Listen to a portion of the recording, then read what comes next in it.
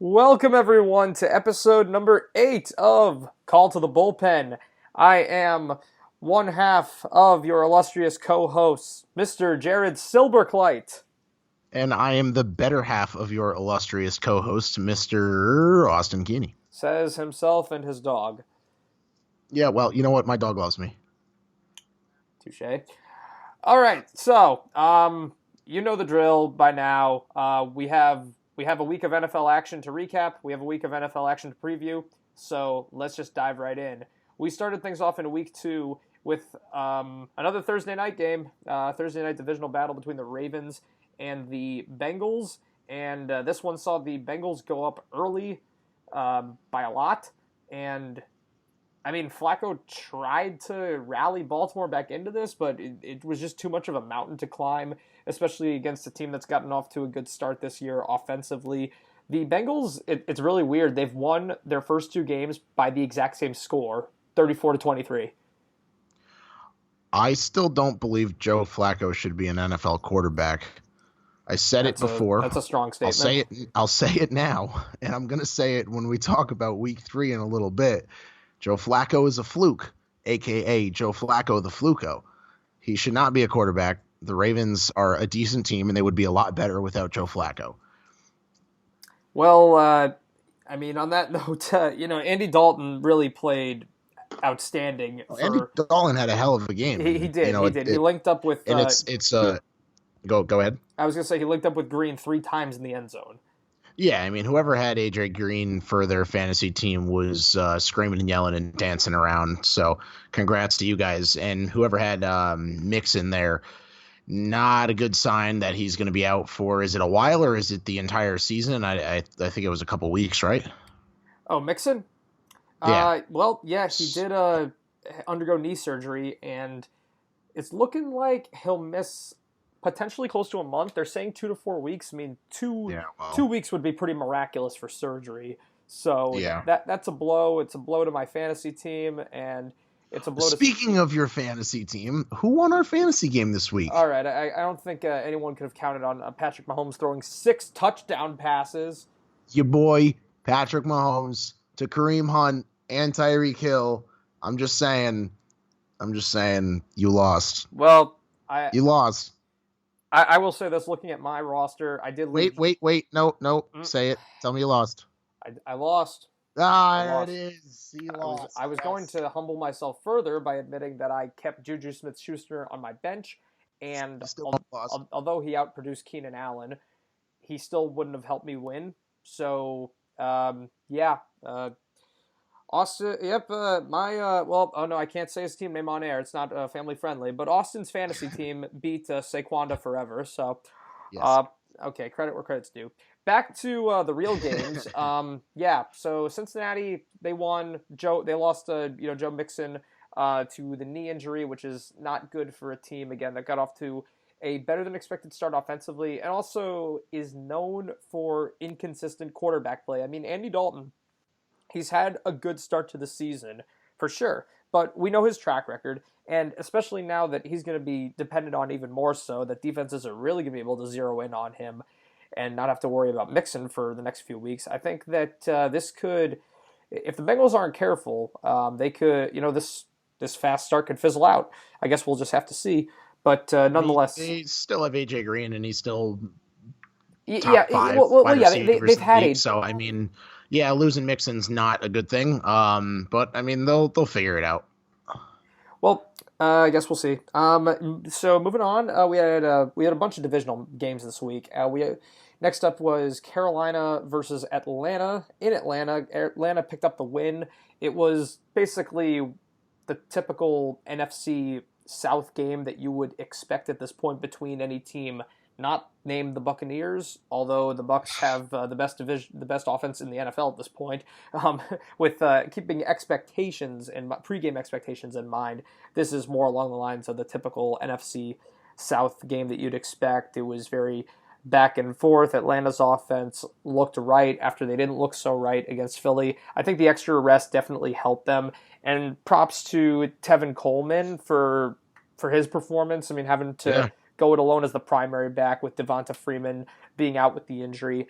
And Ryan linked up with. I mean, you just look at the weapons that they have, especially adding Calvin Ridley to a receiving core that already includes Julio Jones and Mohamed Sanu. This is a team that's absolutely going to put up points. Yeah, and I mean they definitely played a lot better than we excuse me than we saw in week one.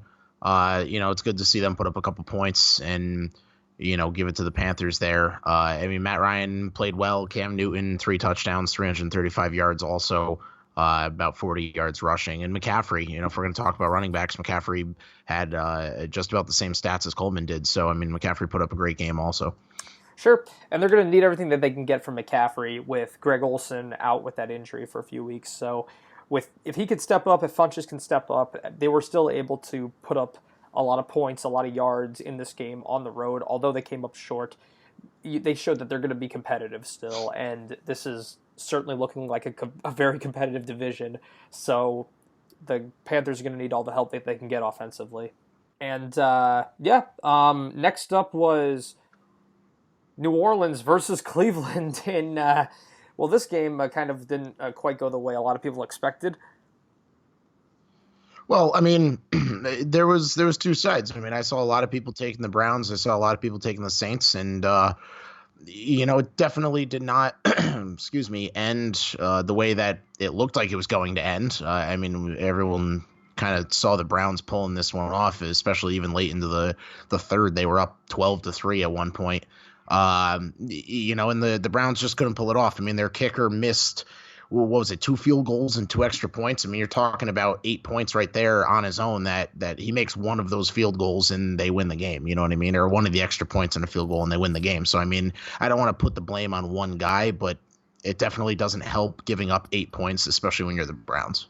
Well, it just goes to show. I mean, this was a case of, for 3 quarters, defense was upending offense. But when you're playing against a potentially very, very, very explosive offense at home in their house, you knew that it was kind of a matter of time. If the game was within reach, Breeze always had the capacity to win this game for his team. And that's why, if you're the Browns, I know they're not really that beefed up with Tyrod Taylor throwing the ball.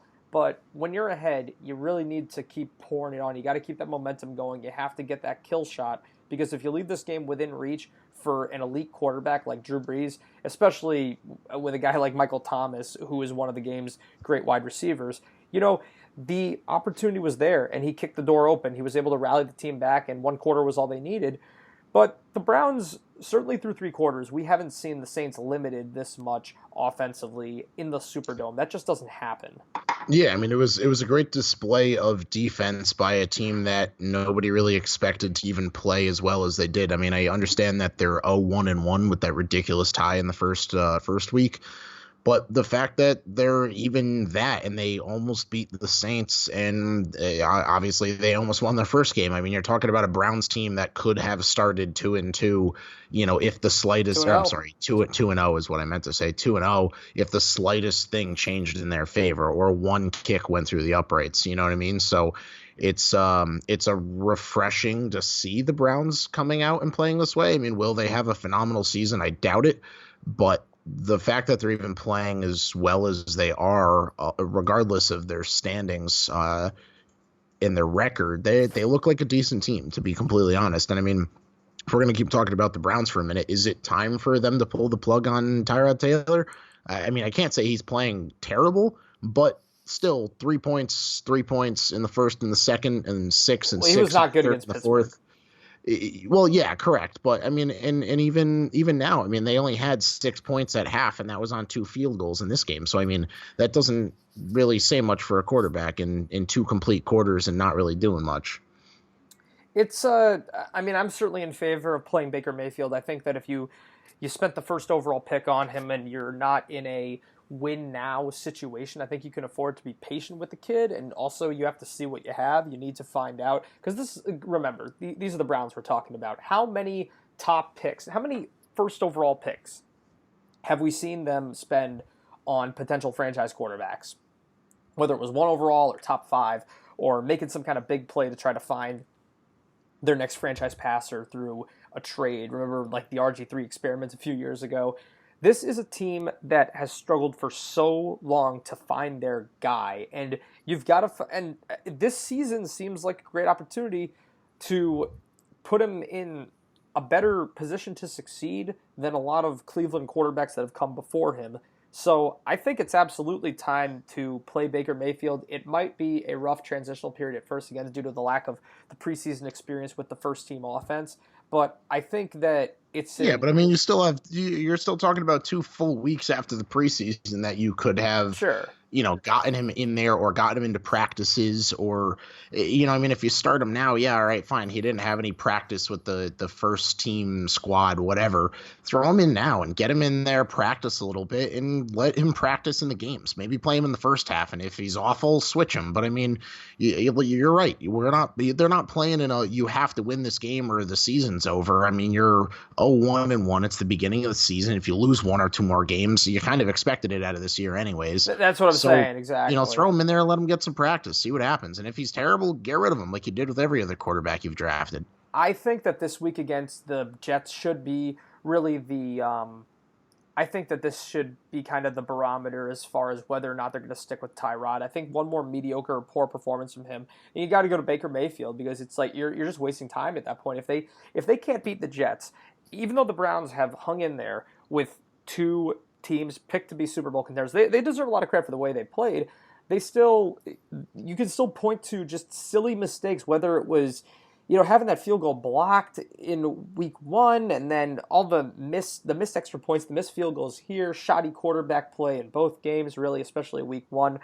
It's a good feeling to know that they tied and they only lost by 3 on the road to two good teams, but they're still non-wins. And if you go 3 weeks into the season without winning a game, it doesn't matter how well you played. At the end of the day, you've still failed to win 3 weeks in a row. And I know that's nothing for Cleveland, but it should be enough to warrant the switch.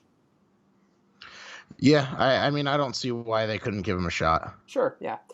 Anyways, moving on, we have the Texans and the Titans in a AFC South matchup, another divisional game. This was pretty tight all the way through. Once again, Houston's offensive line problems shining and cursing them to another loss, although this has to be really disappointing for them. I mean, you're coming into a game where Marcus Mariota wasn't playing, and they were out their top 3 offensive tackles against a very sack-happy defense, and you're not able to win this game. It's got to hurt, especially both these teams we talked about coming in 0-1. This felt like a really important divisional matchup, especially the way Jacksonville's looking. And the Texans starting 0-2 in the hole, this season could get away from them in a hurry. Yeah, and I had a lot of faith in the Texans. I mean, I still do. I think they can really pick it up. We were talking about it earlier. They look a lot like the Giants do right now with the terrible offensive line really not protecting their quarterback and not allowing him to do what he does best. I mean, Watson is a great quarterback, which we saw last season, barring the injury. And their defense is good. I mean, you have a lot of really good players on that defense that can really step up and stop teams. I mean, granted, it's the Titans, and they're not the greatest team on the planet. They didn't give up a lot of points. They definitely could have played a little bit better.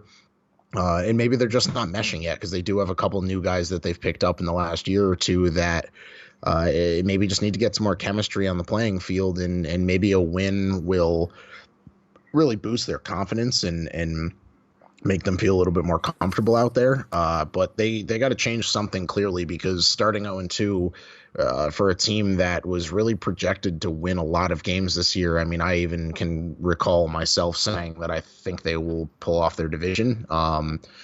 And it's just kind of scary to see. I would really like to see them pick it up a little bit and change something. I mean, the Titans, like I said, aren't the greatest team under the sun, and I think Mariota is still week to week right now with his injury. So he should be back sometime soon. But injury created some numbness in the throwing hand, so that's a concern right there. But he's no guarantee to play week 3. But yeah, for the Texans, I mean, you summed it up. The offense has been disappointing. I mean, yes, Foxborough was a tough matchup in week 1, but they got behind early, and the offense didn't really get going until garbage time. And especially when you see what Blake Bortles with a B-level receiving core was able to do against the Patriots defense. Yes, it was in their house, but still, it's the same team you're playing against.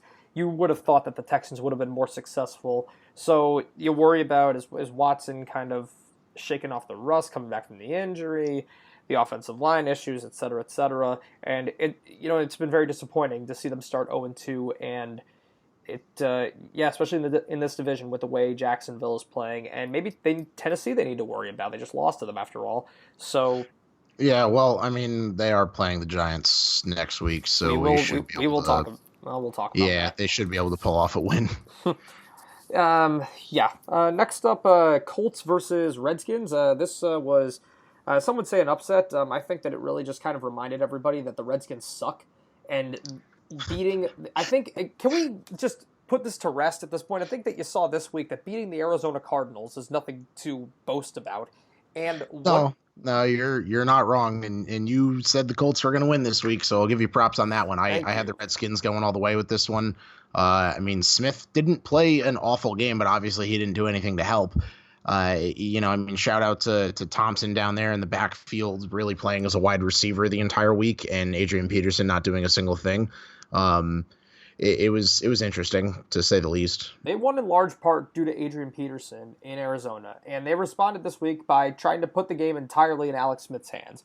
I mean, granted, we saw this a lot this week. When teams get down, they tend to just throw it, and keep throwing it. But if you look at Alex Smith's track record, he has a losing record when he throws the ball more than 40 times a game. He is not that type of passer. Yes, he is a veteran quarterback. He's experienced some success in his career. Pretty much all of it is under Andy Reid. But he is not a Peyton Manning type. He is not an Aaron Rodgers type. He is not a Drew Brees type. Just because he's been in the league for a long time doesn't mean that he's this great quarterback that should be throwing it 40 to 50 times a game. And he had some drives they couldn't get in the end zone. And Andrew Luck put together a methodical drive that chewed up a lot of clock and made the difference. So it was a good win for Indianapolis. Although I don't think they're going to have a great season, this was a good win for them. Definitely. Kansas City beats Pittsburgh in a good old AFC air show.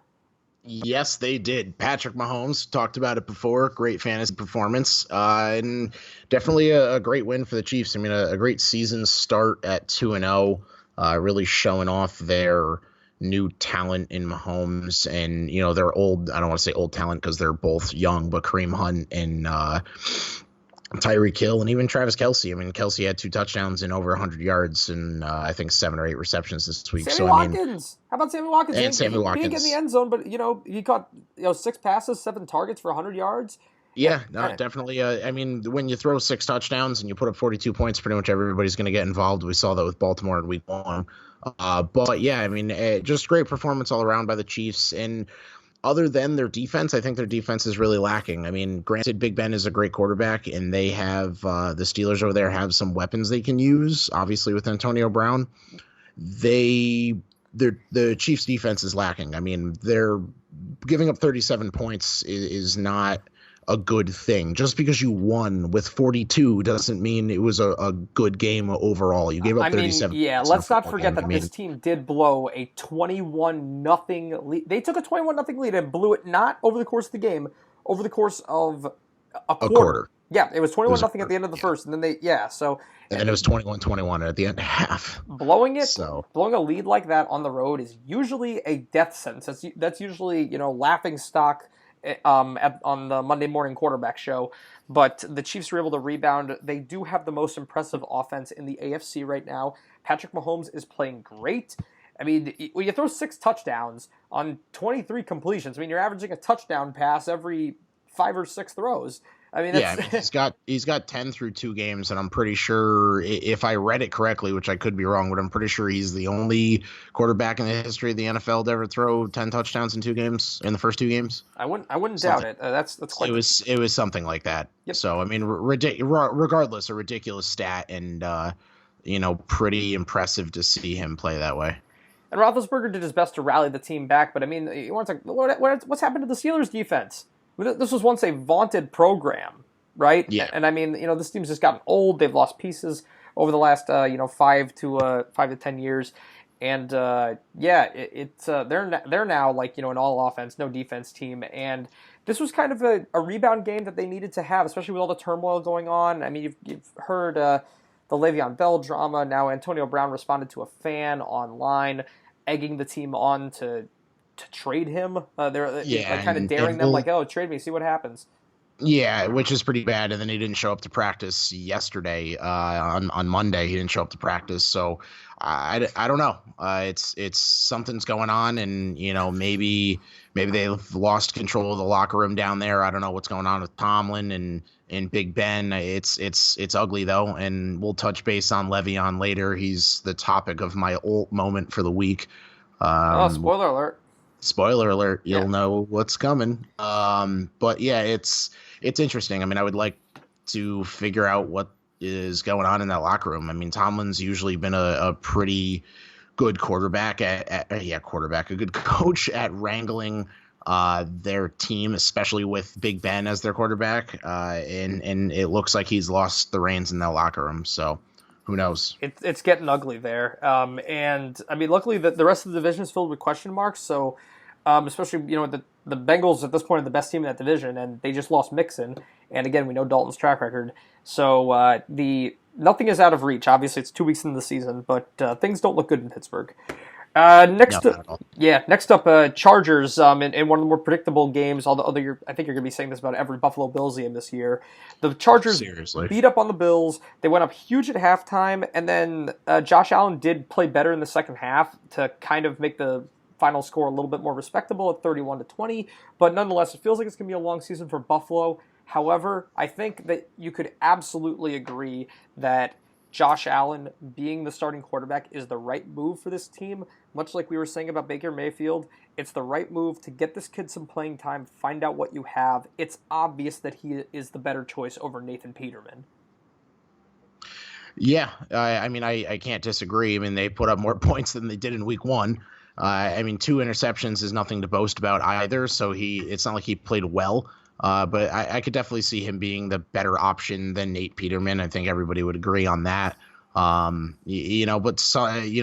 speaking about locker rooms, I mean, talking about locker rooms, what's going on over there with Vontae Davis leaving at halftime, quitting and retiring? I mean, was that the Bills are so bad I'm out, or was that I'm too old to keep up with these young guys? It's a combination of like I'm too old for this basically, but it was very disrespectful to his teammates. I mean, do it after the game.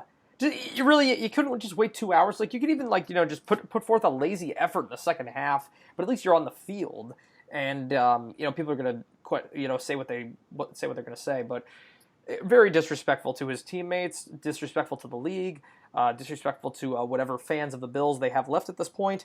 So just a really bizarre situation all around. Yeah, and I don't know if the Bills are going to turn it around anytime soon. I mean, they have the weapons to do it. I mean, it's not like they're the worst team on the planet. I mean, no. McCoy's still a decent running back. Josh Allen can really turn it around.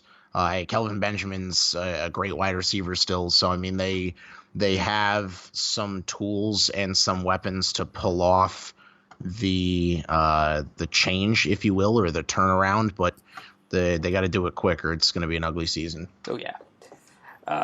So the Bills, at this point, they are looking up at the first place Miami Dolphins, 2-0. They just beat the Jets. That is the worst thing that I've ever heard in my entire life. 2-0, first place Miami Dolphins. I literally want to throw up. They had a great first half. They went up 20-0 at halftime. Ryan Tannehill played mistake-free. He didn't have to do too much. The Dolphins defense. Has anybody ever said in the same sentence Ryan Tannehill and mistake-free? Well, to his credit, he's played behind some really, really atrocious offensive lines. But he's won like nine of his last 10 starts. Could be 10 of 11. This team is undoubtedly better with him at quarterback. I mean, the guy's had 4,000 yard seasons. He's not really as terrible as everybody makes him seem out to be. It's just that he has played with bad coaching. He's played with bad offensive lines, and. Well, I mean, he's played for the Dolphins, so. Yeah, exactly. And he did lose Jarvis Landry, obviously, in this offseason, but Albert But I Wilson. mean, there's guys picking it up. Albert Wilson, Kenyon Drake has been solid on the ground. They've got Yeah. Frank Gore for a little bit of veteran support there, and Tannehill's making plays with his feet too. Yeah, I mean they're not looking like the worst team on the planet, which again I didn't think I would really ever say. They have some veterans in the locker room, so you're right. I mean, at least they have a little bit of pickup there, and really that veteran leadership. I mean, Danny Amendola is a great wide receiver in himself. He did go down with an injury, but I think he came right back a couple plays later. So good to see them playing well. It's a surprise. I'll give them that. I don't think they'll keep it up, but it is nice to see them playing well. Absolutely, and Darnold for the Jets, it's working out so far. I mean, the guy's not going to play. I mean, he's a mistake-prone quarterback, but well, he takes risks. I mean, he throws the ball a lot, as you can see, which is why he throws it downfield a lot, which is why he gets the yards that he gets. But he's also going to throw the interceptions. I mean, we saw that on the first play of his career, and then he went on to play a great game. And granted, he didn't play that well in this game. Still had 334 passing yards and 2 picks and a touchdown, but it could be going worse. I mean, I definitely think with a little bit of fine tuning and getting his head straight in the NFL and really gaining some maturity as a quarterback, I think he'll be what they expected him to be. Yeah, I'd agree with that. Moving on, we had a unexpected tie. We're 2 weeks into the season. We have 2 ties. Can we stop having ties in football? No more ties. For the love this is of professional God. Sports. I mean, this isn't Little League. There should be no ties. Fine, you want to give a tie between the Jets at 3-12 in the Browns at 4 in the last game of the season. Nobody cares. Fine, tie. It doesn't matter. It doesn't affect anything. When you have a tie between 2 major teams that are major Super Bowl contenders. Yeah. This could really change the tide of the rest of the season. I mean, you go into the final games of the season and they might not make the playoffs because of a tie. I mean, come on. Or you're going to sacrifice seeding or something like that. Yeah, or something. But I mean, that's ridiculous. I mean, for what? What's the point? Because you don't want to play longer overtime periods because you don't want guys getting hurt. They're already out there long enough. Get rid of Thursday night football and add another quarter to overtime. I mean, the amount of times overtime actually happens, I'm sure they're not going to get hurt in that small time frame instead of playing on 4 days rest or 3 days rest. It's ridiculous. It's absurd. I mean, the college overtime rules are so much better for college football than the NFL, and especially considering they've taken 5 minutes away from overtime. Now it's like you only have 10 minutes, and even with a full 15 minutes. It's not uncommon to see a scoreless quarter in football. It happens all the time. So it's not like you can make the argument like, a scoreless overtime period is a rarity, and it's an anomaly that's only going to happen once every. It's clearly not if it happened 2 weeks in a row. Yeah, because you're not even playing it's not even a full period. You're right. It's 10 minutes. I mean, either play the full period or play 2 10-minute periods. You don't want to play, if you don't want to play a full 2 full extra quarters, then play 2 10-minute quarters or whatever you want to call them, because they're not technically quarters at that point. But you get what I'm saying. If you can't shorten it and only give them one of them. I mean, exactly. Or for God's sake, have a kickoff or a kicking competition. I mean, play it like soccer then. I mean, what you got to do something. There's got to be a tiebreaker, a sudden death. Something. Maybe you have the kickers line up for 5 field goals, 20, 30, 40, 50, 60, and whoever kicks the most wins. I don't know. It sounds ridiculous. Well, but I don't think you want to, after what we saw, I don't think you want to put the game in the hands of the kickers. Facetious. I'm being a little facetious when I say that, but ending in a tie seems like a lot more ridiculous of an idea than having kickers kick 5 field goals in a row to see who wins. I would agree with that. I mean, this should really be the straw that breaks the camel's back. I don't know if there is a movement within the NFL to abolish ties, but we really need to do something to make sure that this is not a thing anymore. Every other sport, they have overtime and they play to a winner, a definitive winner, with the exception of soccer. But when you have a 16-game regular season, how can you afford to not have a winner? It blows my mind. And again, we said it a few minutes ago, a game like this, Vikings versus Packers, not only are these the 2 favorites to win their division, they are 2 of the prime Super Bowl favorites in the NFC, maybe the NFL overall. So this game absolutely needed a winner, and it really stinks. It's a shame because, yes, I mean, Daniel Carlson just embarrassed himself and was out of a job because of missing those field goals in overtime, 3 overall on the day, and Mason Crosby missed a kind of a long one, but he's got a leg, but 52 is not a chip shot. No, So, and I mean, yeah, for the people who are listening that haven't read up on it, the Vikings did cut Carlson, and the rumors are that they'll be hiring Dan Dan Bailey Bailey. relatively Yeah. soon. I'm sure by their next game. So I mean, it sucks, but it was also, regardless of that, and regardless of the tie, and regardless of everything else, it was a good football game. It was a It great really game. was. It was exciting. The Packers played well. The Vikings played well. It was. Aaron Rodgers, you could see him limping the whole time. He was fighting through an injury because he loves the game and he loves the sport and he loves to play. And watching these two quarterbacks go back and forth, huge touchdown late in the fourth quarter to keep the Vikings in it. And this is how it ends. I mean, it was exciting. I was watching the game with a Packers fan, and she wanted to slap me in the face because me and Sarah were rooting for the Vikings because we had them in our pick'em pool. And she hated us because she's a Packers fan, but it was fun that we could have that little argument and rivalry because of how exciting the game was. We were jumping up and down and yelling and screaming, and then it ends in a tie, and I wanted to go drink. It's ridiculous. I mean, seriously, it's No, ridiculous. it is a shame because it's just like you just said. You take a game with pretty outstanding quarterback play on both sides. I mean, Kirk Cousins is such an upgrade for this Vikings offense. He is. Yet I still don't think I'm not going to put him in that elite class, but it's clear that he makes this team a lot better than they were with Case Keenum behind center. And you have this great divisional matchup with all these jaw-dropping moments and drama and gutsy quarterback play. You have an injured Aaron Rodgers out there who's not as mobile as he normally is, but is still able to make those great plays in the pocket. And yet, by the end of the game, people are laughing at it and talking about how bad the kicking was. I mean, that's what you get with these. That's what these ties do. You're turning these games into a joke because when has a tie ever ended and people said, "Oh, that was a great game"? It always ends with people just laughing at it and making a mockery of it. And both teams almost look worse for wear. You see teams catching more flack for tying than just losing outright. Yeah, it was bad. I How do mean, you even feel about I that? I don't know. I don't like ties. I would have rather seen a winner and a loser in that game. For one of those teams to now be 2-0 and one of them to be 1-1 is a lot. Different than 1 0 It 1. weighs a lot more in the standings than a 1-0-1. I mean, all right, sorry. So you have as many ties as the Browns. What does that do for anybody? Is that the, no pun intended, but is that the playoff tiebreaker? I mean, I don't understand. The ties shouldn't be a thing. It's a professional sport. Soccer doesn't end in a tie. I mean, in certain circumstances it does, but you get to a competitive side of soccer, and does the World Cup end in a tie? Not in the playoffs, not in the important part of it. Baseball doesn't end in a tie. They play extra innings. Do people get hurt?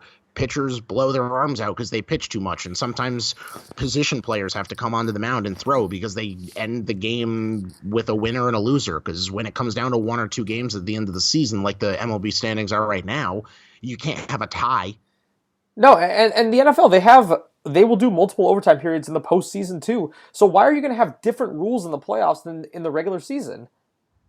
I don't And know. that's I not mean, level. That's not a level playing field. But no, and I mean, do you decide which games should end in a tie and which one shouldn't? Does Goodell call into the Vikings Packers game and say, "Ooh, you know what? This one can't end in a tie, but the Browns are allowed to"? I mean, you've got to just it, make it uniform across the board. I mean, eventually, but something has to change because a 10-minute overtime period, and if nobody scores, it ends in a tie, or go back to sudden death because it can't be both teams get the ball. If both teams have a chance to score and the time runs out, you're forcing that second team. If the first team took 8 minutes to get up the field and kick a field goal, you're forcing that second team to score in 2 minutes. Where's that fair either? I mean, how can and on top of that, I mean, can you give? Go yeah, ahead.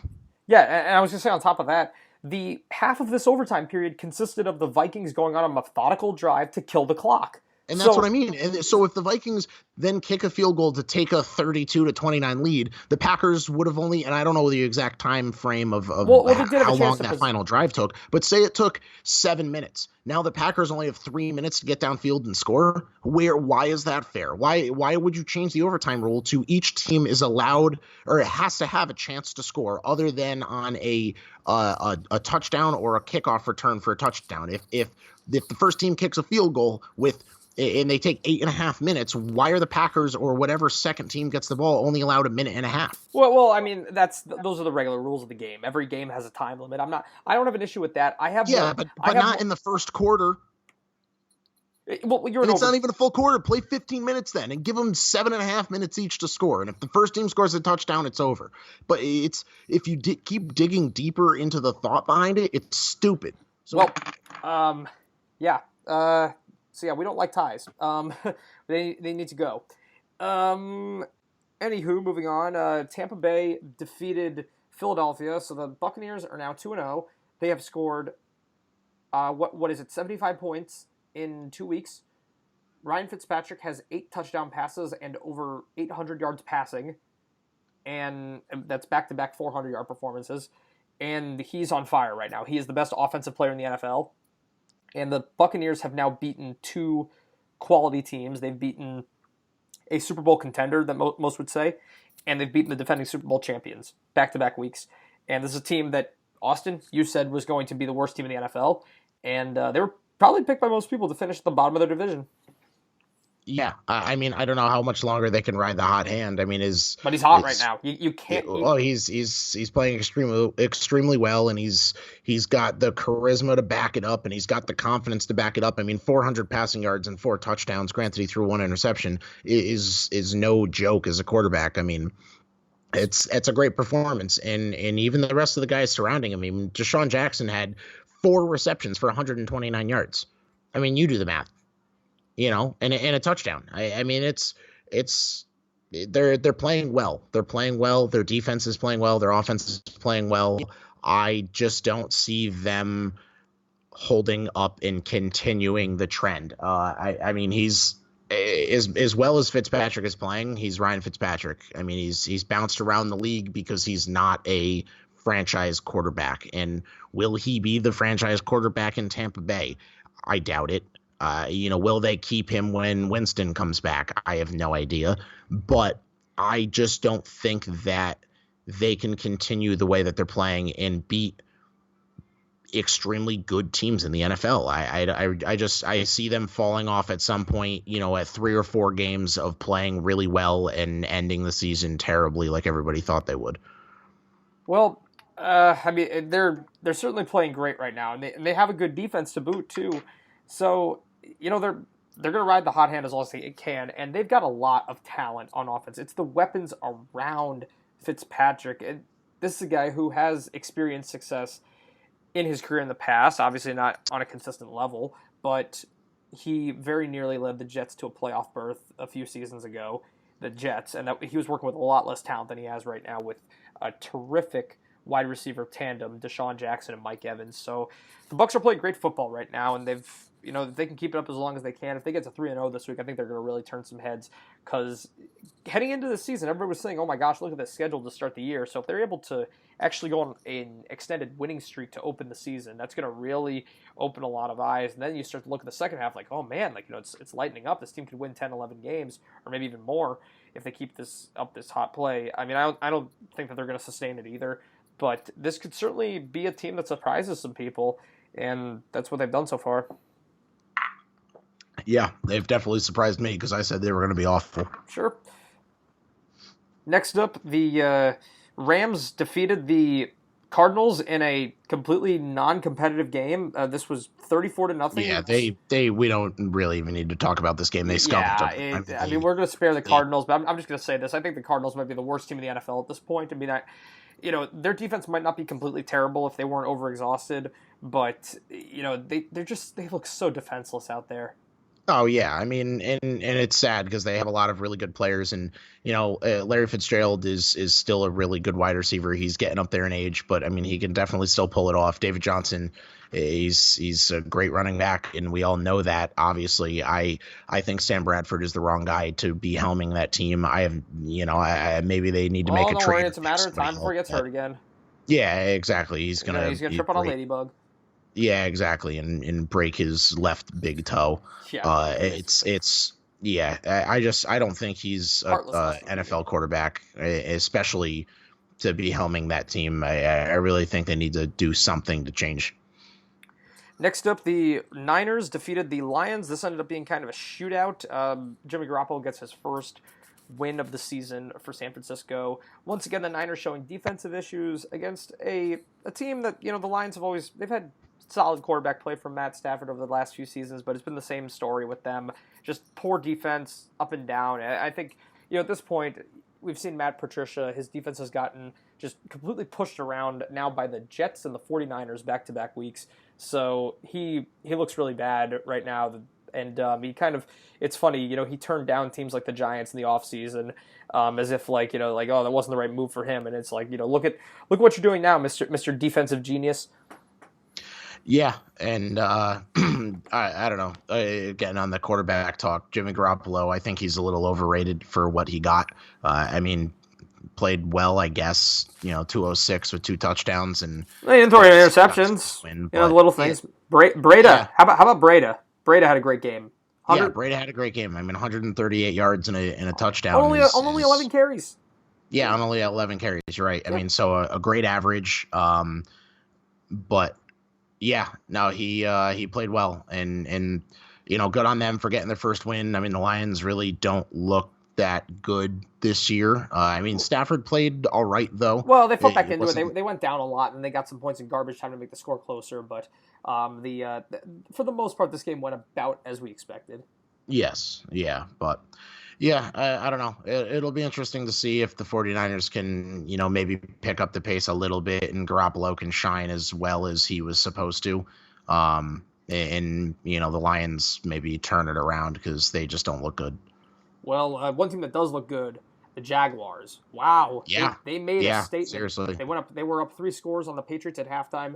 They held on for a 31-20 lead to 20 win. And I mean, a lot of people were picking the Jaguars heading into this game. They thought they were going to win this game with defense. Blake Bortles lights up the Patriots defense for 4 touchdowns, almost 400 yards passing. And this is a team playing without Leonard Fournette. So Bortles really had to do this all on his own. And Yeah. he made the most of Dede Westbrook. He made the most out of Keelan Cole, Moncrief. He put the team on his back this week. Yeah, no, I mean, and they played well, and I mean, even their defense did play decently. I mean, giving up only 20 points and only 3 in the first half is something to really note. I mean, they played well. They didn't shut them out or anything, but it was an overall all around good win. I mean, Yeldon had a decent game filling in for Fournette, and it would really be nice to get Fournette back. Obviously, he's a pivotal player in that team, but they look good. And Blake Bortles, who isn't an elite quarterback by any means, out Tom Brady. So it was interesting to see, and we'll see if they can keep this pace up. I mean, they have a good team, and everybody knew that coming into this year. But smoking the Patriots week 2 is something to be proud of. The fact that it ended up being a runaway victory by the end, and even starting at halftime was really impressive. I mean, this is a team where everybody knew that their defense was elite, but the question was, could their offense hold up? If the offense proved to be inefficient, if the defense was on the field for too long, they could get fatigued, et cetera, et cetera. But the Jags are, at this point, they're looking like the bona fide Super Bowl contender that they nearly were last year, and were talked about heading into this season. So spirits have to be high. I mean, you can't be more pleased with the way the team has played so far. And again, they won this game by 2 scores over the Pats without Leonard Fournette. So super, super impressive. Broncos defeated the Raiders, edged them out at the end. Raiders played the Broncos tough. They shut them out in the first half. and things just kind of unraveled near the end. They got the mistakes. They picked off Keenum, and Carr was super duper accurate. But the Broncos were Yes, able very. to, the Broncos were able to get that game-winning field goal and edge them out. And Yeah, I think that was the only actual field goal made of the entire week. something along those lines. But Yeah, seriously. so Gruden still doesn't have a win as a head coach for the Raiders. Yeah, not good. Not good at all. I mean, we keep saying these teams have the tools and they have the weapons and they have the ability, but where does it come together? Is it coming from the head coach? Is he not doing his job? Is the team just not synced up yet? Obviously losing Khalil Mack is still a big headline for the Raiders, and But they didn't play poorly on obviously, defense in this game. say that again. I'm sorry. But they didn't play poorly on defense in this game. No, they didn't play awful. But it just I don't know. I mean, they just are not. They're not picking it up. I mean, but you're right. They didn't play poorly on defense. They held the Broncos to nothing through the first half, but they still gave up 20 in the second half. And when you only have 19, that's how you lose a game. Well, the reason they only have 19 is because Marshawn Lynch scored a touchdown and the extra point was blocked. The team loses by 1 point. And it's a blocked extra point. Yeah. No, you're not wrong. But I mean, even some notables, like you said, Derek Carr, super accurate. Marshawn Lynch, 65 and a touchdown. Murray Cooper, a great game at 10 receptions and 116 yards. Lindsey over on the other side for the Broncos, 107 yards and 14 attempts there in the backfield. And even Emmanuel Sanders, almost 100 yards receiving on four receptions. So It's a shame, though, it was a close game. It was a decent game, but Oakland's got to figure something out because clearly what they're doing is not it. No, definitely not. Then we had the Sunday night debacle. If you're a Giants fan like me, and you too, the Cowboys beat the Giants 20-13 in a game that wasn't as close as the final score indicates. Once again, the Giants' offensive line just rearing its ugly head, and I gave this team kind of a pass in week one because I said, you know what? I saw spurts here and there, and I know this was a really, really tough matchup for a new offense in week one. That being said, this week was reminiscent of everything bad about this team from last year. It was like all the investment in the offensive line, retooling it, reworking it, switching Flowers to the other side, bringing in Hernandez and Solder, just completely went out the window because they could not hold a block for more than a fraction of a second. Eli Manning was running for his life on every single snap. The pocket collapsed instantly every time. And for all intents and purposes, Eli was about as accurate as you could ask him to be. And they got Saquon. Yeah, with 5 defenders in his face every play. Yeah, and he got sacked 6 times, and he didn't have time to set anything up downfield. The only points they got were in garbage time. They had a field goal before the final couple minutes of the game. Yeah, no, it was ugly. Really ugly. And as a Giants fan, I'm not going to make excuses and say they should have won because of this or any of that. I mean, they lost the game and they look bad. Saquon Barkley looks okay. His rushing yards didn't really show much. He did have 80 receiving yards into the backfield, but that was also just Eli Manning trying to find a saving grace and dumping the ball before he got murdered by somebody on the Dallas defense. I mean, that is how you want to use Barkley. He was always an asset out of the backfield in college, and the Giants were criticized. Yeah, but that shouldn't be your only option of, oh my God, I'm going to get sacked. Let me just throw the ball backwards and hope Saquon Barkley's there to save us for a few yards. Well, yeah, you want to draw up a play to get him, to really get the most of him. But when you can't block at all, yeah. I mean, they couldn't block anybody. They might as well have not put an offensive line out there and just had Eli Manning start in the shotgun with a center. Honestly, he might have had a better option. He might have had a better chance. It was bad. I mean, bad. And the difference maker in this game was a strip sack fumble that gave the Cowboys great field position. Really game changer there. And this was a play where the linebacker just runs straight up the middle, completely untouched, and just beals Eli. It was really, I mean, this is, you're riding on a 37-year-old quarterback to try to get one last run out of him, and you got to protect him. You have to protect him. This was embarrassing. They just got absolutely steamrolled in this game by they didn't even make an attempt at trying to protect the pass or protect the running back in this game. It was just so bad. And you got all these great receivers, great running back. You can't use any of them if you can't block. Yeah, no, it was not an enjoyable game to watch, regardless if you're No. a Giants fan. It was bad. I mean, it was it Yeah. was like Cowboys. Hey, it Cowboys. was like the young guy walking into the boxing ring and beating up the old guy. I mean, it was just you would just kind of wanted to step in and throw the towel in and surrender. It was Sure. ugly. Yeah. And the Cowboys did play well, but I mean, I'm just saying that the way the Giants' offensive line played, they weren't going to beat anybody yesterday, No. or 2 days ago rather. But yeah, not good. 0-2. Um, Chicago Bears with their first win of the season, beating the Seahawks, a depleted Seahawks unit. The Bears were up most of this game by several scores. Trubisky did not play mistake free, but he made some plays out there. I think that's about what the best you could expect out of Trubisky. The Bears are probably an elite quarterback away from being a really, really good team, but Trubisky is developing, and I think that giving him a full season under his belt is going to do a lot for him.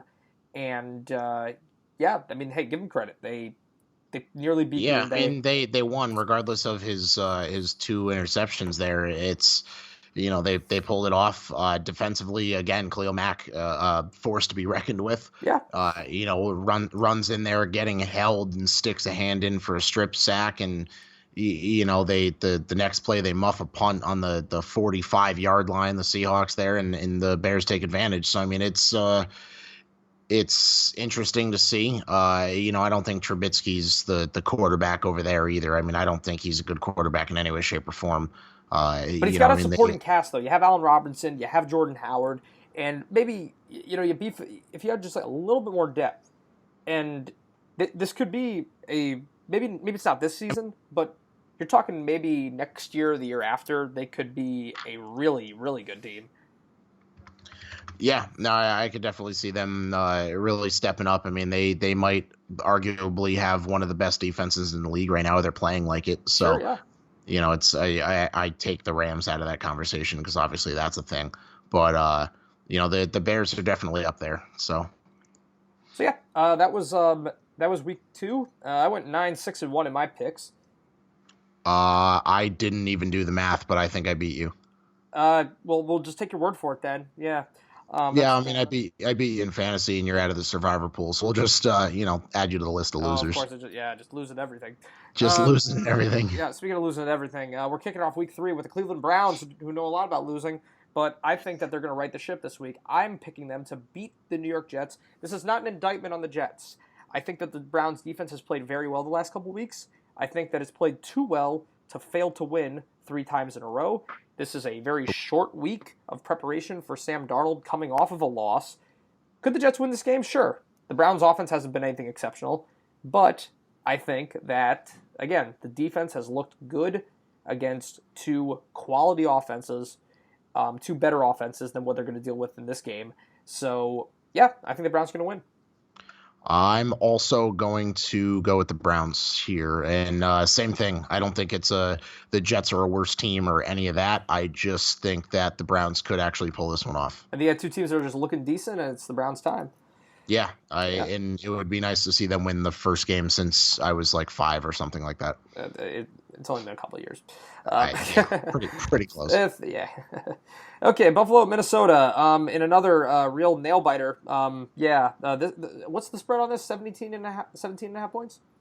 I think it was 17 last time I checked. It may have moved in the last 5 minutes because God knows what's going on at this game. Let me just say this. I don't think the Vikings are going to cover that. I think that they're going to win, but I just see this being a game more of them stopping Buffalo as opposed to just having their way with them. I just don't see it going down that way, but I mean, obviously the Vikings are going to win this one.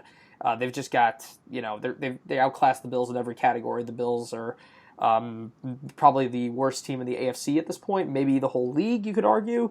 Again, Allen, right move at quarterback, but there's not nearly enough talent around him. Yeah, it's it should be interesting to see, but yeah, no, I agree. Cincinnati at Carolina. This should be a pretty good little game. I mean, you've got the Bengals who are missing Joe Mixon. You've got the Panthers who are missing Greg Olsen. But you've got 2 offenses here that can definitely put up points regardless. You've got 2 defenses that can sometimes be good, sometimes not so good. I feel like you've got 2 teams that you'd classify as decent to pretty good, but you don't know if you can totally trust them. I got the Bengals on this one. Honestly, I think they're playing decently well right now, and I know Mixon is hurt, but AJ Green is obviously, like I said before, a top five arguable wide receiver in the league, and I just see them pulling it off. I don't know why. I know the Panthers are playing well also. I just don't think the Panthers really have that fire this year, especially with Olsen being out. I know McCaffrey's playing decently. I mean, it honestly it could kind of be a toss up, but I'm just something's got me feeling the Bengals.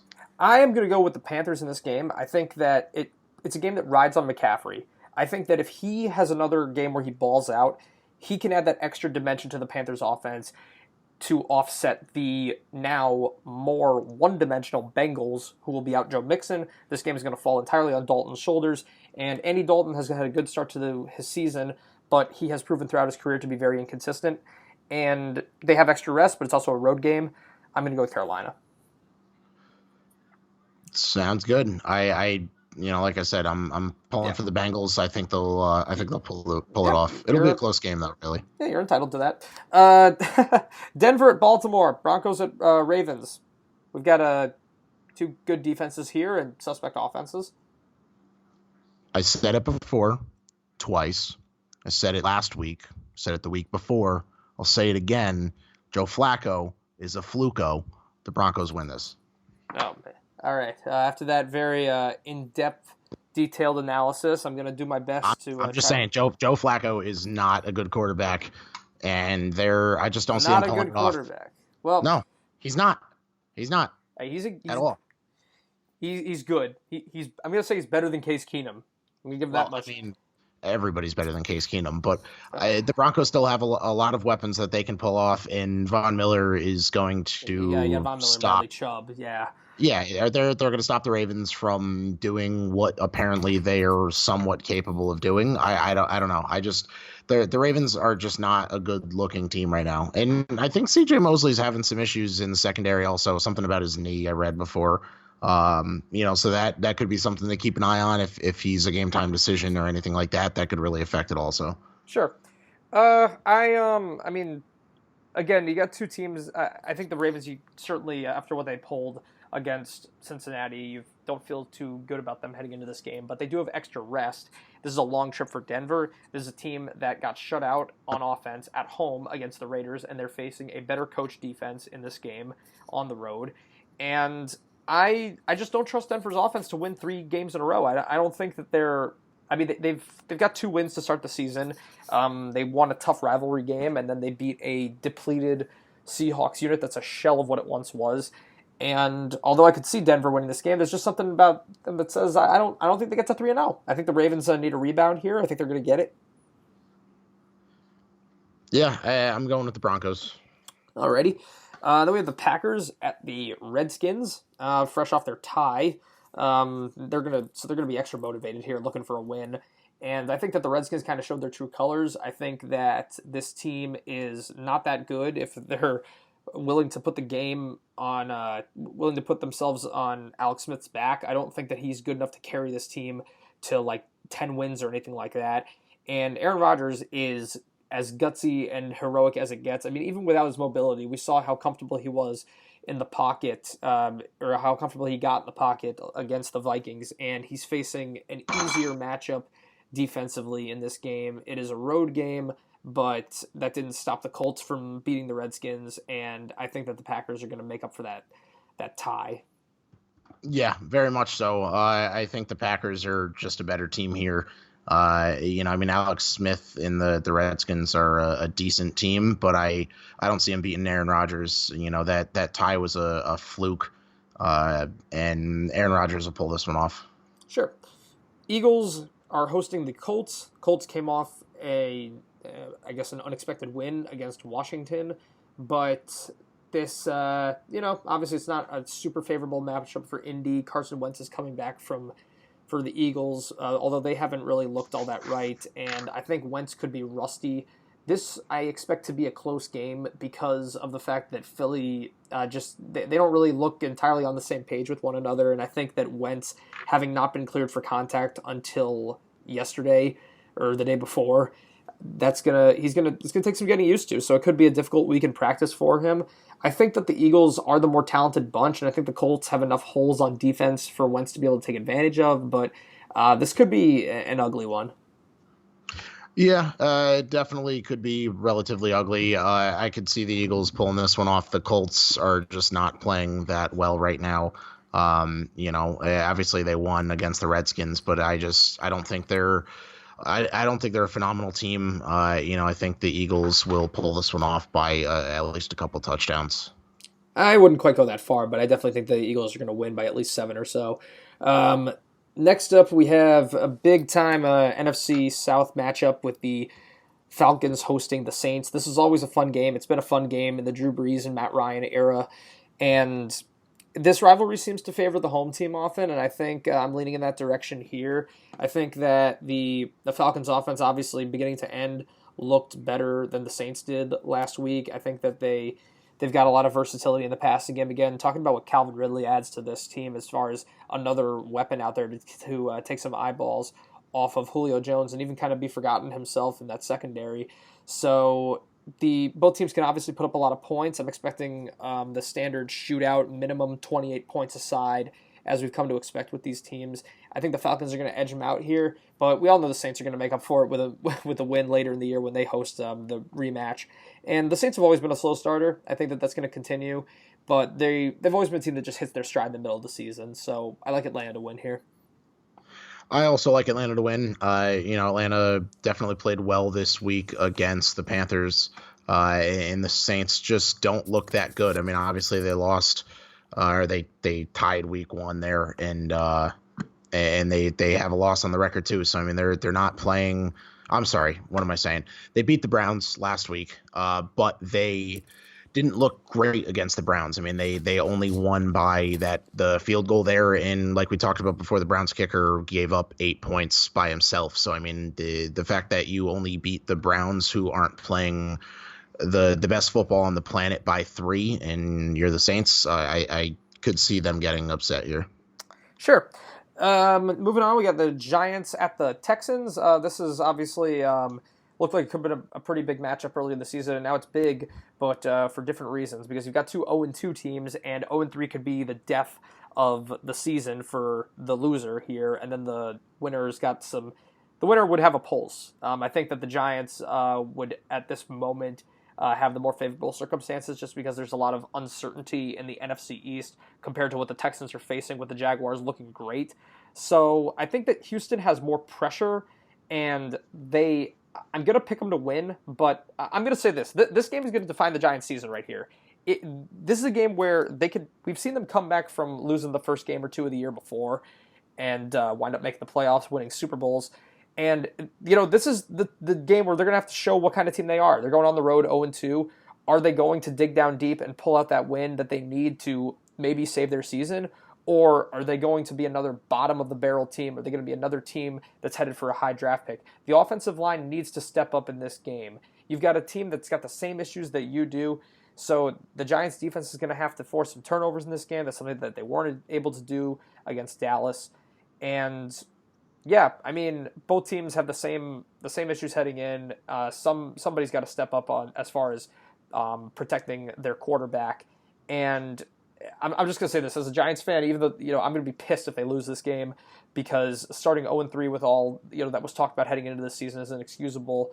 And yeah, for both teams, it's a must-win situation. But I am gonna tentatively go with the Texans just because I don't have any confidence in the Giants after what I saw the past week against the Cowboys. But I hope I'm wrong. Yeah, and I'll follow you right up with that. Same guess there. I'm gonna go with the Texans on this one.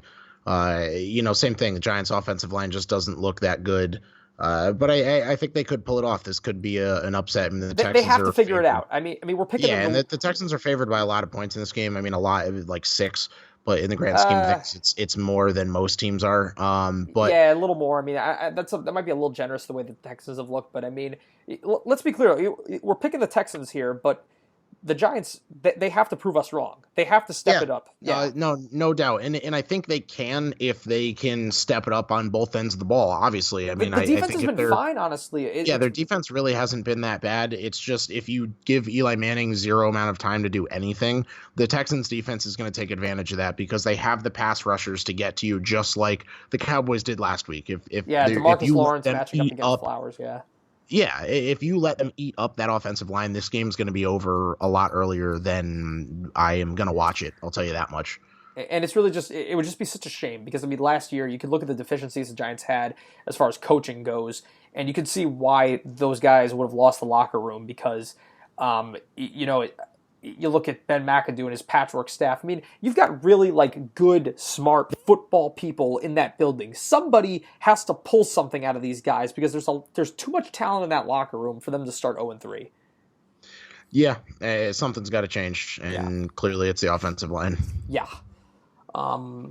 Next up, we've got Miami hosting Oakland. The Dolphins have a great opportunity to go 3-0 here, hosting a Raiders team that is struggling to find its identity. I mean, this is a team that played pretty much, I think, against Denver. They played pretty much as well as you could expect them to play, given what they have, and they still weren't able to get it done, going up by multiple scores. So now they're facing a team playing well at home. Yeah, who do you have in this one? I am. I know. I'm really. I know. Yeah, this is a tough one because this feels like a trap game for Miami, and Miami is known for blowing games like this. So, I'm begrudgingly going to go with Oakland in this game. I hate myself for saying it because I want the Dolphins to bury this team because I don't like John Gruden. I don't like the way he's conducted himself, but I just feel like Miami's going to drop the ball here. No pun intended. Yeah, I don't agree with the Raiders winning this one. I don't know why. I just don't think they're them, though. I mean, it is a must win. I just don't think they're playing well enough to win it. And the Dolphins have a lot of confidence going into this game. They do. So I'm going to take the Dolphins in this one. It's not going to be by a lot if it's by any. And honestly, the Raiders could really pull this one off because, like you said, it is a must win, and they're going to come out with some vengeance. Carr showed a lot of accuracy. He's 29-32 against the Broncos, who I think offer a lot more in terms of pass rush than the Dolphins do. Yeah. And he's got the chemistry with the receivers, so could be a good game. I'm going to go with Oakland, but I hope I'm wrong. Yeah. Next up, 49ers at the Chiefs. Your Chiefs, your second team Chiefs. My second team Chiefs, yeah, the Chiefs that I'm a fan of so that I don't have to sleep on the couch at night. Exactly.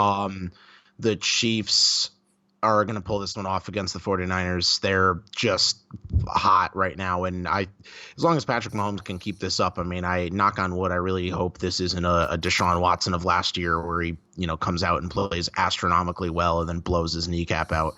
I think the Chiefs are just playing very, very, very well, and their defense needs to step it up. Eric Berry hopefully should be back in the near future. I mean, he's week to week right now. So he really could come back and step up and really help this secondary out. I think they pull this one off by, 3, maybe 7 if they're lucky and they get the extra touchdown. The 49ers can score, though, and that's an issue for the Chiefs because their defense really isn't stopping anybody right now. Well, the 49ers can score, but they've also let up a good amount of points to two offenses that aren't nearly as good as what the that's kind of an insult to Minnesota, but the Chiefs I think have you could argue the most explosive. It's them and the Bucs. They have the most explosive offenses in the NFL right now. Oh, no doubt. And we all know what happens at Arrowhead. We know how loud that place gets. You know how loud that place gets. So yes. I'm going to go with the Chiefs in this game. They've always been, the last few years, they've really been a hot start team. They're the type of team that even if they don't finish that strong, they've always got a good chance to start 4-0, 5-0, maybe even 6-0. And I just think it's a favorable matchup for them. They've got the momentum on offense. They're playing a defense that's been beatable. They're at home, and the 49ers have been kind of wishy-washy to open the year. I think that they're a very middle-of-the-road team. And this just, strikes me as a prime opportunity for Mahomes to light it up once again. Yep, and I will be starting him in fantasy once again. Alrighty then. And we got the Jaguars hosting the Titans, a divisional battle. This is pretty close to must win early in the season for the Titans because you don't want to go down 2 games after dropping a divisional game to the Jaguars with the way they're playing right now.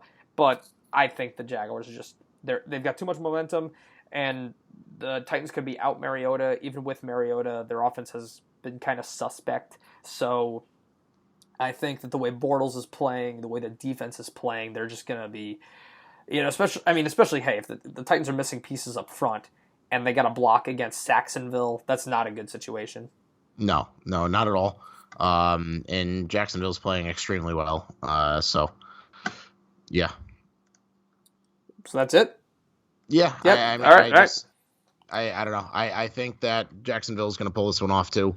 They're playing extremely well. I mean, obviously they beat the Patriots last week, and they proved that they're an elite force to be reckoned with once again. And the Titans, I don't know. I just don't think they'll pull it off. No. Chargers at Rams. You got the Battle of Los Angeles going on right here. Yeah, and the Rams. The teams are both from Los Angeles, right? Well, technically. Yeah. But yeah, the Rams will pull this one off once again because right now, I mean, obviously, then again, anybody could beat the Cardinals right now, but the Rams are playing extremely well. Their defense is lights out. They're favored by a decent amount of points, and they're at home. Not that the Chargers are a bad team by any means, but the Rams are just looking like a Super Bowl contender right now, and as long as they keep playing that way, I think they'll keep winning. Yeah, and the Chargers might be out Joey Bosa for the 3rd straight week. I think that they've shown, especially without him, they've got some holes on defense that Gurley and the gang can exploit. The Rams, I mean, Jared Goff is not playing the greatest football in the world, but he's got so much talent around him right now, and they're so balanced with all the pressure that they can produce up front. I mean, the defense alone will win this team games, but then you think about how stacked up this offense is with Gurley and those receivers. And yeah, I mean, I think that the Rams are going to take this one. I think that the Chargers again are a good team, but they've just got some ugly flaws that poke through, and the game management isn't the greatest, the coaching isn't the greatest.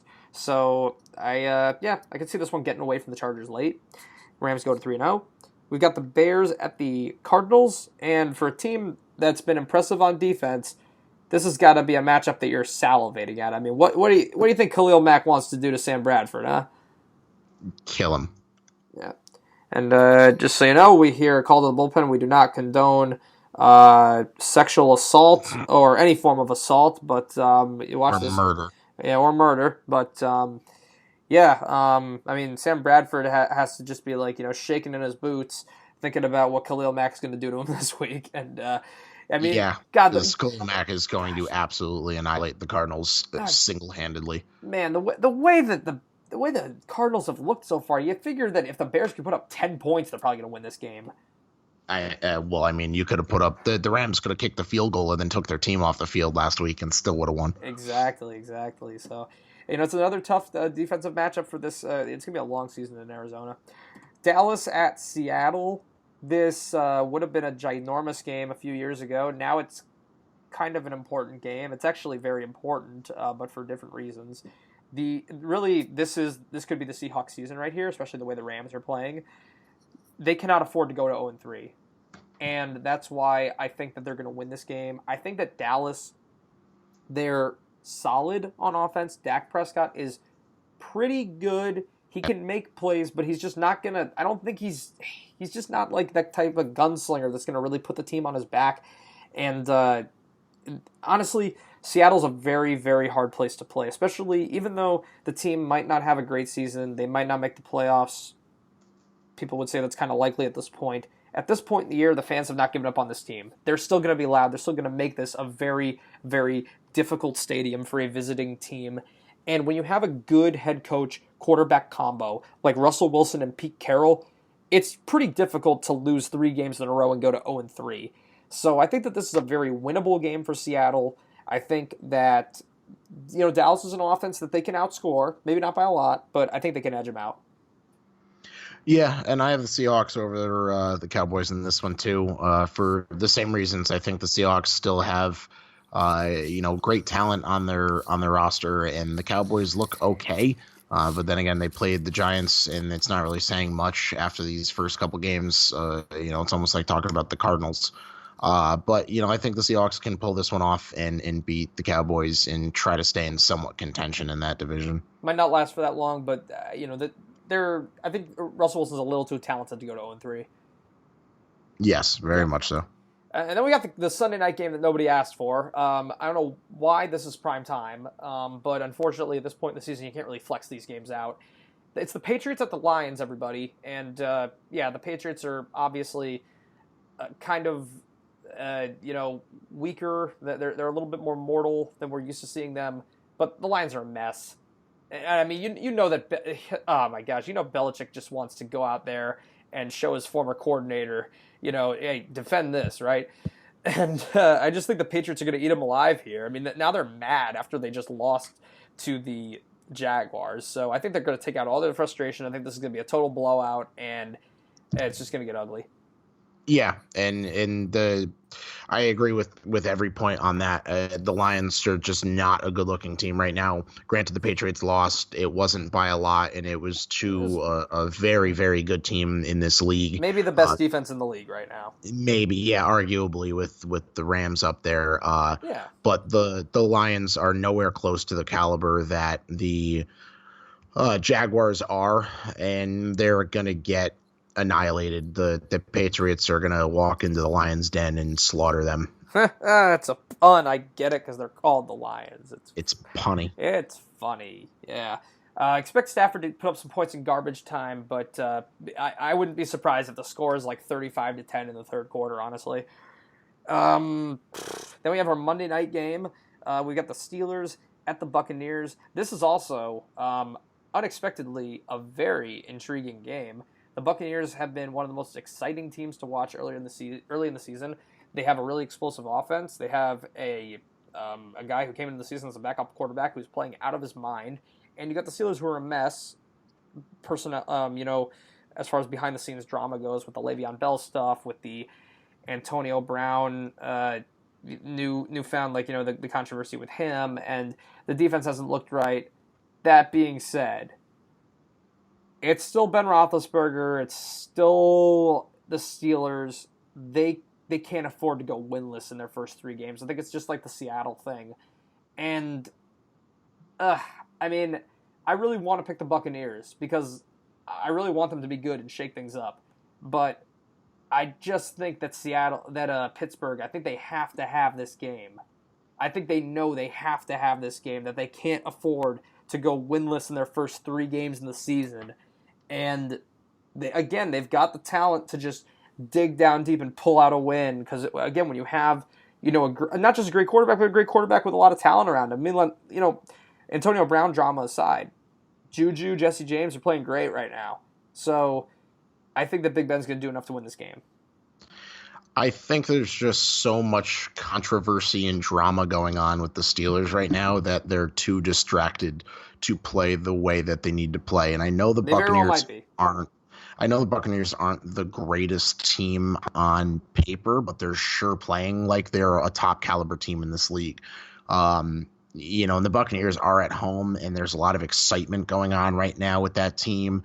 If they can get people to their stadium, they can be loud, they can be obnoxious. The Steelers don't have a lot of the weapons that they need, and especially we'll see what happens with Antonio Brown over there, because if he doesn't show up, if he doesn't go, if he doesn't play, whatever he's dealing with, and he was out, of practice like we stated before, if they're missing Antonio Brown and Le'Veon Bell, I mean, they still have a couple guys that can obviously help. They have good talent on that team, but I just think there's so much drama going on with that team that they don't know what's going on.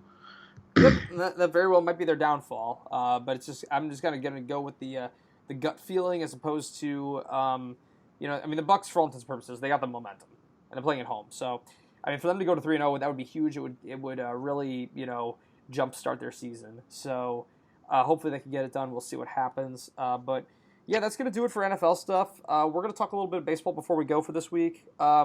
We've got the playoff picture. The Red Sox have clinched a playoff berth, and if they win against the Yankees tonight, they're going to win the division.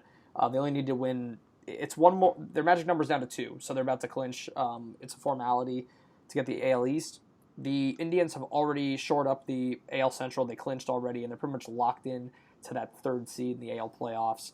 On the National League side, the Braves have created some distance between them and the Phillies rather, and they've just kind of fallen off and fallen really far behind.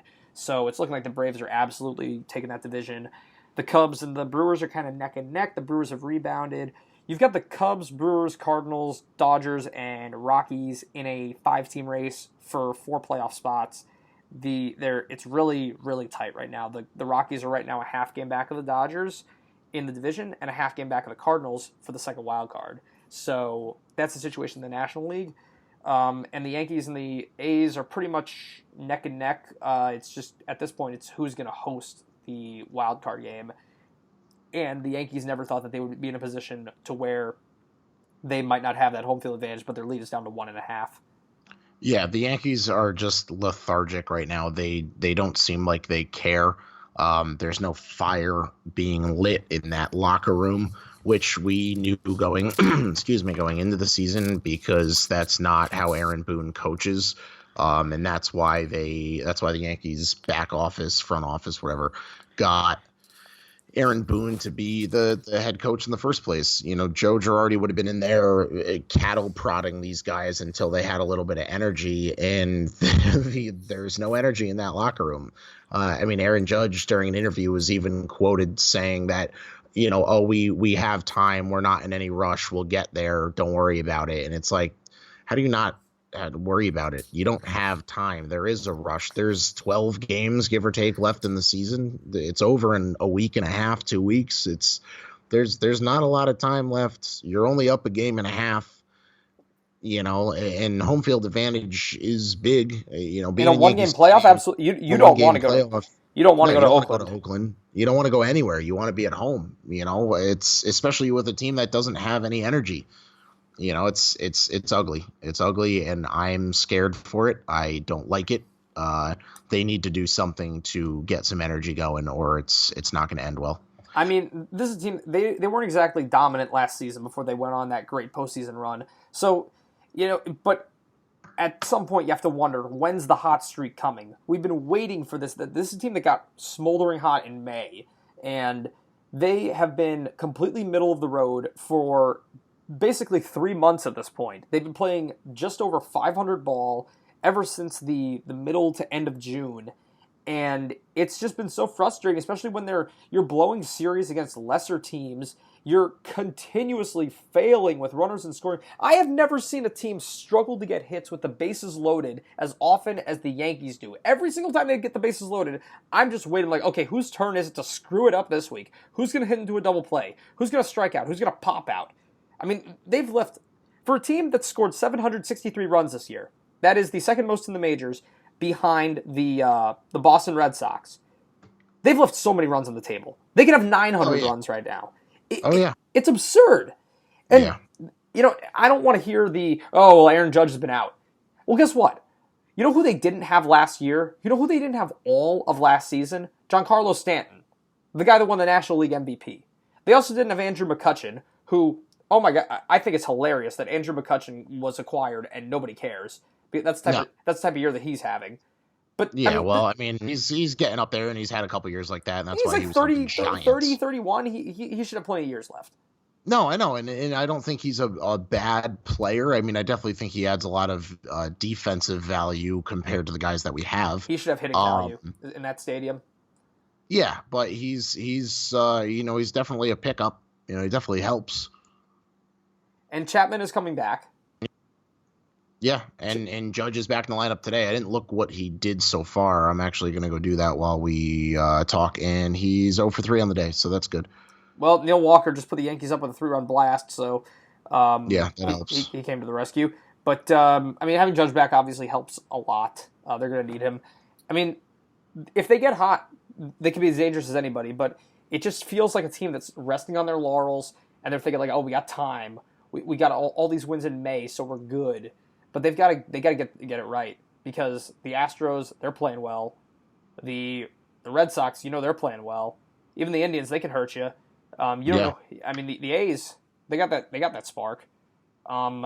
I think the Yankees, if the wild card game's at home, they got a great chance to win it, but they got to get this thing figured out quick because they're too talented to go one and done, and they've been playing so far below their potential for half the season at this point.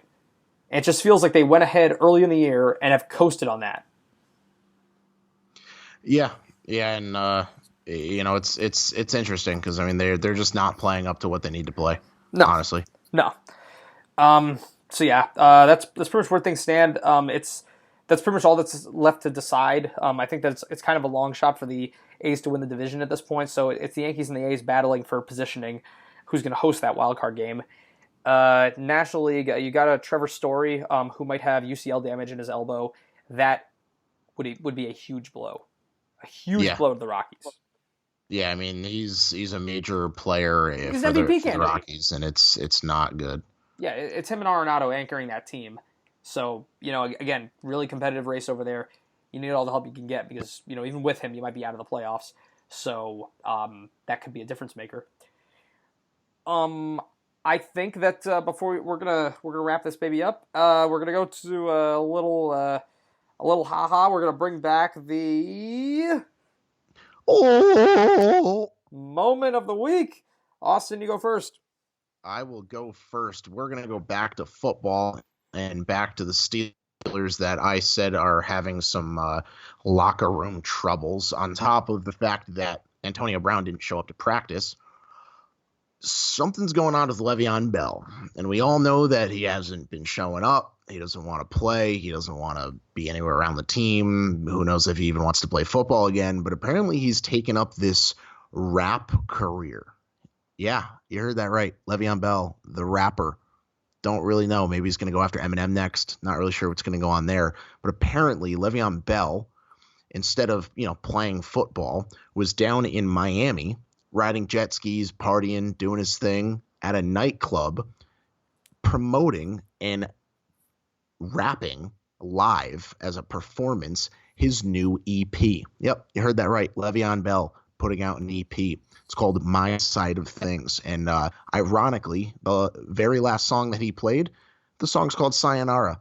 I don't know. Maybe he's saying see you to the Steelers. Maybe he's going to take up this rap career instead of be one of the best running backs in the league, if not of all time. Yeah, God only knows. But it seems pretty stupid to me. Unless he's got some backing and he's going to make a lot more money doing that than he is as a running back, I don't see it happening. Get on the field, play football, do what you're good at, Le'Veon Bell. Stop trying to rap. Yeah, needless to say, I mean come on, you're worried about getting this guy back on the field, and then he's off rapping at a club, and he's like, yo, check out my mixtape. I mean, come on. Seriously, is he gonna put it on SoundCloud? I mean, come on, dude. This almost seems like something you're a extremely well paid, high performing running back in the NFL, and you're going to put out a mixtape on SoundCloud. Update. Trevor Story doesn't have any UCL damage. He could return soon. So, good. False scare there. False alarm, folks. But yeah. Okay, that takes care of that. Yeah. So Le'Veon Bell, the rapper, I guess. Yeah. We'll see how that goes. My old moment is going to be, well, we kind of touched on it earlier. There were so many options to pick from. I mean, all these idiot kickers. I'm going to have to go with Daniel Carlson on the Vikings because of how high stakes this game was. You missed 3 field goals in one game, 2 in overtime. One of them was a chip shot. And I mean, I feel bad for the guy because he's a young kid. You make it to the NFL, you get there and you pull a Billy Cundiff. I mean, come on, man. No, Cundiff only missed 1. Well, I mean, regardless, he's etched in history as never kick in the NFL again. I mean, maybe he can go play with Johnny Manziel up in Canada. Because it's 1, 2, 3 missed kicks and you're out of the game. You're out of a job. There you go. Switching from baseball to football right there. Exactly. Yeah, they fired him. That's why we call Calder's bullpen, because it's a fusion. It's a fusion. Exactly. You Asian fusion restaurants, you get Chinese and Japanese, and here you get baseball and football. You never know what you're going to get at any given moment. We're going to play basketball next. No. We're not going to play Things are just baseball. taking a dark turn. Oh, Dark turn, damn. everybody. All Okay, right. Well, everyone. yeah, no, yeah, not good. They fired him. Can't be missing that many kicks, especially in a game like that. No, And can't. it ends in a tie. I'm not saying it's because of you, but it's pretty damn close. It's because of me? You're blaming me for it? No, I'm blaming Billy Cundiff's cousin. You okay? The you was a figure of speech. I get it. Yes. All right, everybody. 90-minute mark. Thank you again for bearing with us. But yeah, that's football, man. That's what football do to you. Yeah, there's a lot of everybody. football to talk about, so the episodes are taking a little longer, but I hope you guys are enjoying it. Yeah, we're As really all, trying to address every single game. We want to make sure that, like, if you're a fan of the Rams, you're a fan of the Colts, you're a fan of the Cardinals. God help you. But whoever you like, we're trying to really please don't admit if you're a fan of the Cardinals. Like, for the love of God, just the first step of solving your problem is admitting that you have. oh God, just please, for the love of God, don't admit that you're a fan of the Cardinals. Just at least say the Browns or something. Sure. Yeah. Well, everybody, thank you very much. Be sure again, however you're listening to us, thank you for your support. Stitcher, Spotify, iTunes, Libsyn. Our own website, Libsyn. Definitely check us out. Check out our Facebook. We just started an Instagram. We also have a Twitter. Instagram at Call to the Bullpen, Twitter at Call to the BP, Facebook, just look up Call to the Bullpen, Call to the Bullpen podcast. That's how you can find us on iTunes or Spotify or Stitcher. If you're just listening on our web browser, if you want to use any of those apps, we are available on there. Please let us know how you like it so far, what you think, what your thought is, how we can improve, what we should get worse at. Let us know where we can go with this. Give us some ideas. Give us some topics to talk about. Comment on our posts also. I love to see engagement on there. And we try to comment back and include everybody as much as possible. I'm having fun with those social media sites, so please definitely get engaged with those. Yeah, share it, please. Listen, if you're friends guys. with us on Facebook, if you like our page, if you like any of the pages, share it, post about it, let your friends know, let your family know, let the dog down the street know, let the underpants gnomes know. Tell everybody. Yeah, hey, Austin Keeney's engaged. We want you guys to be engaged too. There you go, Jared. That's Jared's one joke for the night, and exactly. It wasn't funny. Exactly. No, all right, guys. Thank you very much. We appreciate it as always. And I believe this has been called to the bullpen. And we're hanging up.